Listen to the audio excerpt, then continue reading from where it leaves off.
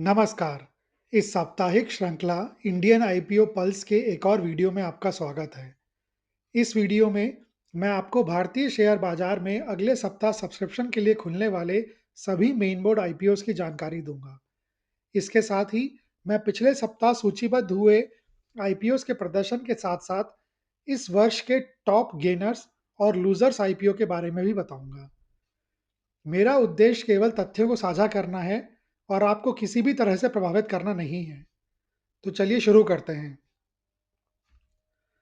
आगे बढ़ने से पहले कृपया पूरे डिस्क्लेमर को ध्यानपूर्वक पढ़ लीजिए।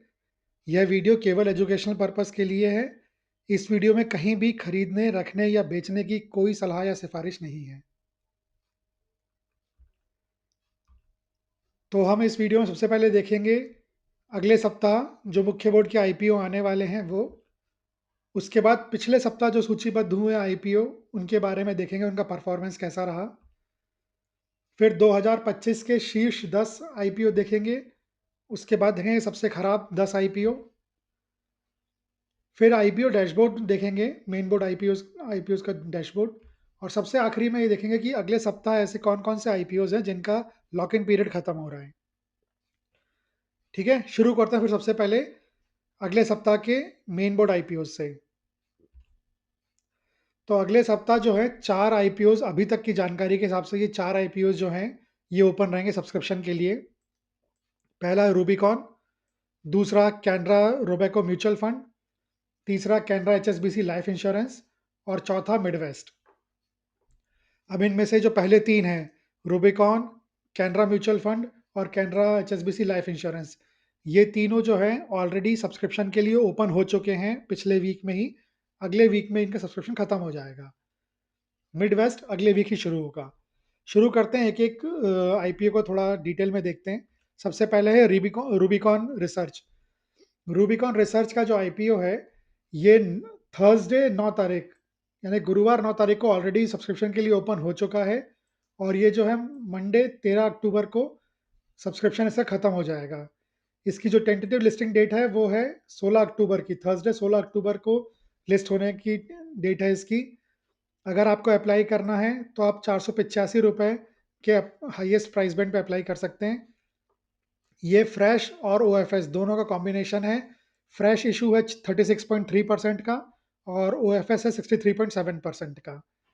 इसमें एम्प्लॉई को ₹46 का डिस्काउंट भी है पर शेयर। अगर कोटा की बात करें तो क्यूआईबी का कोटा 74.89% का है, एनआईआई का कोटा 14.98% का है, रिटेल का कोटा 9.99% का है और एम्प्लॉइज़ का 0.14% का कोटा है। ठीक है, आगे चलते हैं, अगला देखते हैं, ये है कैनरा रोबेको म्यूचुअल फंड। ये जो है, ये आईपीओ हुआ था ओपन थर्सडे 9 अक्टूबर को, क्लोज हो जाएगा मंडे 13 अक्टूबर को। लिस्टिंग डेट इसकी थर्सडे 16 अक्टूबर की है। अगर आप अप्लाई करेंगे तो ₹266 के अपर प्राइस बैंड पे अप्लाई करना है। ये 100% ऑफर फॉर सेल है, इसमें कोई भी फ्रेश इशू नहीं है, पूरा 100% ऑफर फॉर सेल है ये वाला। ठीक है, कोटा देखते हैं। क्यूआईबी का इसमें जो कोटा है वो 52.36% का है, एनआईआई का 14% का है, रिटेल का 32.72% का है, कोई एम्प्लॉय कोटा नहीं है। आगे बढ़ते हैं, कैनरा एचएसबीसी लाइफ इंश्योरेंस, इसके बारे में देखते हैं। तो ये वाला आईपीओ जो है ये फ्राइडे 10 अक्टूबर को ओपन हुआ है और ट्यूसडे 14 अक्टूबर को सब्सक्रिप्शन बंद हो जाएगा इसका। इसकी जो लिस्टिंग डेट है वो फ्राइडे 17 अक्टूबर की है। अगर आप अप्लाई करना चाहते हैं तो ₹106 के हायर प्राइस बैंड पे अप्लाई करना है। ये 100% ऑफर फॉर सेल है। ठीक है, इसमें कोई फ्रेश इशू नहीं है और इसमें एम्प्लॉय को डिस्काउंट है ₹10 का पर शेयर।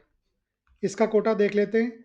क्यूआईबी कोटा इसमें 49.67% का है, एनआईआई कोटा 14.90% का है, रिटेल का कोटा 34.77% का है और एम्प्लॉय का कोटा 0.65% का है। ठीक है, चौथा आईपीओ देखते हैं मिडवेस्ट। मिडवेस्ट का जो आईपीओ है ये पूरा अगले सप्ताह में ही होगा। ये ओपन होगा वेडनेसडे 15 अक्टूबर को और क्लोज हो जाएगा फ्राइडे 17 अक्टूबर को। लिस्टिंग डेट इसकी जो है वो फ्राइडे 24 अक्टूबर की रहेगी। ठीक है, इसमें इसका इशू जो है वो 1065 पे अप्लाई करना है। अगर आप अप्लाई करेंगे तो फ्रेश इशू और ओएफएस दोनों का कॉम्बिनेशन है ये। 55.43% फ्रेश इशू है और 44.57% जो है वो ओएफएस है। ठीक है, इसका कोटा देख लेते हैं। क्यूआईबी का कोटा 50% का है, रिटेल का कोटा 35% का है और एनआई का कोटा 15% का है इसमें। ठीक है, आगे बढ़ते हैं। अब देखते हैं कि पिछले सप्ताह जो आईपीओ लिस्ट हुए उनका परफॉर्मेंस कैसा रहा। तो पिछले सप्ताह ये 6 आईपीओ जो हैं वो लिस्ट हुए मेन बोर्ड पे। पेस डिजिटेक पहला आईपीओ था, 819 करोड़ का आईपीओ था। लिस्ट हुआ 2.74% ऊपर, लेकिन दिन खत्म होने होने तक नेगेटिव चला गया -0.46% पे। फ्राइडे के दिन खत्म होने तक ये 2.51% पे वापस आ गया। तो अपने इशू प्राइस से 2.51% पे इस समय ये ट्रेड कर रहा है। तो ठीक है, अच्छी रिकवरी दे दी। एक बार तो जब लिस्टिंग डे पे अगर नेगेटिव चला जाए तो थोड़ा मुश्किल हो जाता है, लेकिन अच्छी रिकवरी दी।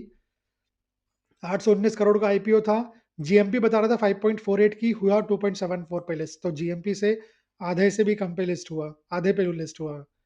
सब्सक्रिप्शन की बात करें अगर अपन इसमें, तो ठीक ठाक सा सब्सक्रिप्शन था। क्यू आई बी 1.69 था, बिग एच एन आई 3.25, स्मॉल एच एन आई 2.66 टाइम सब्सक्राइब हुआ था, रिटेल 1.09 टाइम्स हुआ था, एम्प्लॉय 1.83 टाइम्स हुआ था, टोटल 1.68 टाइम्स सब्सक्राइब हुआ था ये वाला आईपीओ। दूसरा आईपीओ ग्लोटेस, ग्लोटेस का आईपीओ में तो लोग बर्बाद हो गए। -34.88% पे लिस्ट हुआ, -35.12% पे पहला लिस्टिंग डे क्लोज हुआ और फ्राइडे के दिन क्लोज होते होते तक -36.59% पे आ गया था ये। तो जिसने भी सब्सक्राइब किया वो तो मारे गए, इसमें बिल्कुल फंस गए। 307 करोड़ का छोटा सा आईपीओ था ये। जीएमपी जीरो हो चुकी थी इसकी आखिरी दिन तक। ठीक है, सब्सक्रिप्शन की अगर अपन बात करें तो एंकर पूरा हो गया था। क्यू आई बी 1.84 था, बिग एच एन आई 3.77 टाइम्स था, स्मॉल एच एन आई 1.71 टाइम्स था, रिटेल 1.47 था, टोटल 2.12 था। तो ठीक ठाक सा सब्सक्रिप्शन था, कुछ खास नहीं था। खास तौर पे इतने छोटा आईपीओ होते हुए कुछ खास सब्सक्रिप्शन नहीं था इसका। आगे बढ़ते हैं। फैप्टेक टेक्नोलॉजीज, ये क्या हुआ, 0.52% पे ऑलमोस्ट फ्लैट लिस्ट हुआ। लिस्ट होने के बाद गिर गया, उस दिन दिन खत्म होते होते तक -5.55% पे चला गया, लेकिन उसका बेहतरीन रिकवरी दी है। 2.67% पॉजिटिव पे आ चुका है फ्राइडे का दिन खत्म होने तक। छोटा सा आईपीओ था 230 करोड़ के आसपास का। जीएमपी इसका भी 0% पे पहुंच गया था लिस्टिंग आपका सब्सक्रिप्शन क्लोज होते होते तक। एंकर इसमें थे ही नहीं। ठीक है, क्यू आई बी 2 गुना सब्सक्राइब हो गया था, बिग एच एन आई 1.65 ठीक ठाक सा, टोटल 2.04 टाइम सब्सक्राइब हो गया, ठीक ठाक सा सब्सक्रिप्शन था। लेकिन अगेन इतना छोटा आईपीओ होने के बावजूद केवल 2 टाइम सब्सक्राइब हुआ। ठीक है, आगे बढ़ते हैं। ओम फ्राइट फॉरवर्डर्स का आईपीओ, इसने तो बिल्कुल ग्लोटिस की तरह बर्बादी कर दिया। -39.63 पे ये लिस्ट हुआ था, -39.63 पे लिस्ट हुआ था। दिन खत्म होते होते तक -33.45 पे आ गया और फ्राइडे का दिन खत्म होने तक -29.33% पे आ गया। तो रिकवरी है, लेकिन जिसने आईपीओ में अप्लाई किया, अलॉटमेंट मिला, वो काफ़ी नुकसान में है। अगर किसी ने प्री ओपन में खरीद लिया होगा इसको, तो वो कम से कम 10% के से ज़्यादा के प्रॉफिट पे आ चुका है अभी तक इस आईपीओ में। ठीक है, बिल्कुल छोटा सा आईपीओ था, 122 करोड़ का नेगेटिव जीएमपी था इसका। सब्सक्रिप्शन बिग एचएनआई और स्मॉल एचएनआई में काफ़ी बेहतरीन था, लेकिन एम्प्लॉय ही 100% सब्सक्राइब नहीं किया। ये एक बहुत बड़ा रेड फ्लैग होना चाहिए किसी के लिए भी। अगर किसी कंपनी में एम्प्लॉय कोटा ही पूरा नहीं भर पा रहा है, तो बाहर के उससे क्या ही वो किया है। कुल मिला के 4 गुना से थोड़ा कम सब्सक्राइब हुआ था, लेकिन बर्बाद हो गया जिनको अलॉटमेंट मिला था वो तो। ठीक है, आगे बढ़ते हैं। एडवांस एग्रोलाइफ आईपीओ, सबसे बेहतरीन परफॉर्मेंस पिछले वीक का। 14% के प्रीमियम पे ये लिस्ट हुआ, लेकिन दिन खत्म होने तक 5% पे ही ये जो है वापस आ गया और अभी फ्राइडे खत्म तक 14% पे। तो आप देख रहे हो, ये फ़र्क होता है अलग अलग उसमें। पिछला वाला आईपीओ बर्बाद था, लेकिन जिसने प्री आईपीओ में खरीदा वो काफ़ी फायदे में है अभी। ये वाला आईपीओ बहुत बढ़िया लिस्ट हुआ, लेकिन जिसने प्री आईपीओ में खरीद दिया वो नुकसान में है। ठीक है, थोड़ा सा रिकवरी हुई, लेकिन फिर भी नुकसान में है जिसने प्री आईपीओ में अगर खरीद लिया होगा तो, प्री मार्केट में मतलब बेसिकली।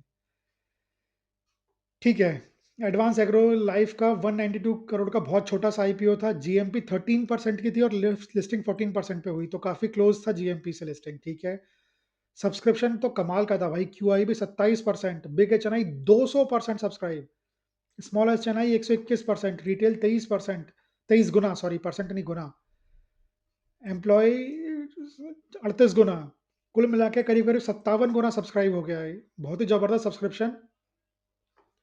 और आखिरी आईपीओ पिछले सप्ताह का था वी वर्क इंडिया का। भाई ऑलमोस्ट फ्लैट लिस्ट हुआ, उसके बाद गिर गया लिस्टिंग के बाद भी, और अभी भी और गिरता जा रहा है। तो इसमें जिसका अलॉटमेंट आया वो अभी थोड़े नुकसान में है, बहुत ज़्यादा नुकसान में नहीं लेकिन तो भी नुकसान में है। काफ़ी बड़ा आईपीओ था, 3,000 करोड़ का आईपीओ था ये। जीएमपी जीरो पे आ चुकी थी। सब्सक्रिप्शन की अगर अपन बात करें, एंकर तो पूरे हो गए थे, क्यू आई बी 1.79 टाइम्स था। बिग एच एन आई ये भी खाली, स्मॉल एच एन आई ये भी पूरा नहीं भरा, रिटेल ये भी पूरा नहीं भरा, केवल एम्प्लॉय 1.86 भरा, टोटल 1.15। तो काफ़ी खराब सब्सक्रिप्शन। ठीक है, अब आगे बढ़ते हैं। अब ये देखते हैं कि पिछले सप्ताह के बाद अब ऐसे कौन से आईपीओ हैं जो टॉप 10 आईपीओ हैं 2025 के। तो इस ग्राफ में वही दिख रहा है। अब इसमें ये जो ऑरेंज कलर का बार है ये दिखाता है कि लिस्टिंग डे के दिन क्लोज पे क्या स्थिति थी, और ये अभी कैसे मार्केट में ट्रेड कर रहा था फ्राइडे को, देख एंड पे कैसा चल रहा है। तो अगर आप देखोगे तो पिछली बार की तरह अभी भी सबसे बढ़िया स्टैलियन ही है। 240% का रिटर्न है इशू प्राइस से अभी तक इसका। दूसरे नंबर पे ये क्वालिटी पावर इलेक्ट्रिकल 135% का रिटर्न है। ठीक है, तीसरे नंबर पे आदित्य इन्फोटेक 105% का रिटर्न है। तो बहुत ही बढ़िया है।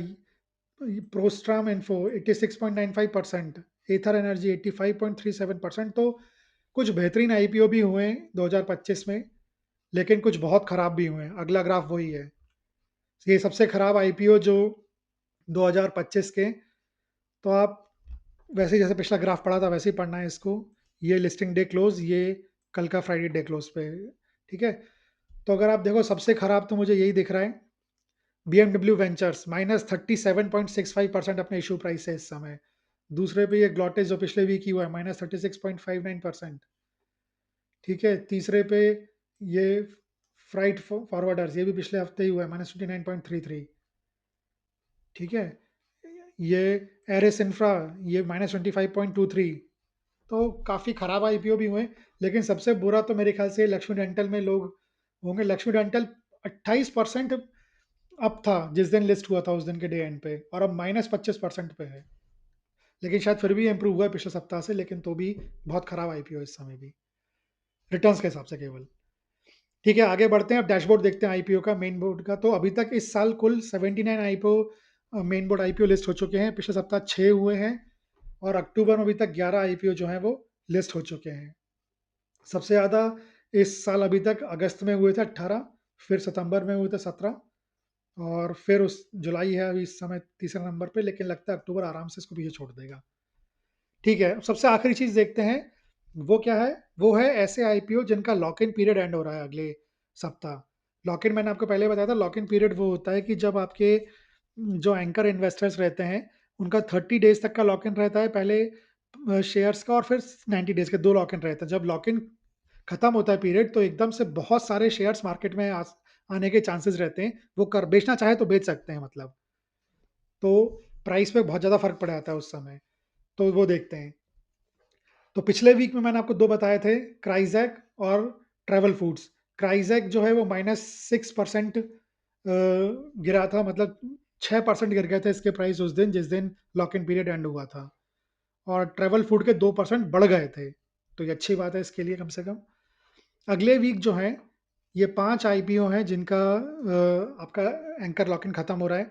12 अक्टूबर है ना, संडे को स्मार्ट वर्क्स का खत्म हो रहा है, तो इसका मतलब मंडे को इसके एक्स्ट्रा शेयर्स आ सकते हैं मार्केट में। 14 अक्टूबर को एंथम बायोसाइंसेज, 15 अक्टूबर को देव एक्सेलरेटर और श्रीनगर हाउस ऑफ मंगलसूत्र, और 16 अक्टूबर को अर्बन कंपनी। ठीक है, तो ये 5 आईपीओज हैं जिनका लॉक इन पीरियड एंड हो रहा है अगले सप्ताह। तो बस मेरी तरफ से इस वीडियो में इतना ही है। उम्मीद है कि ये जानकारी आपके काम आएगी। यह वीडियो देखने के लिए धन्यवाद। अगर आपको यह वीडियो अच्छा लगा हो तो इसे लाइक करिए, कमेंट करिए, शेयर करिए और चैनल को सब्सक्राइब करिए।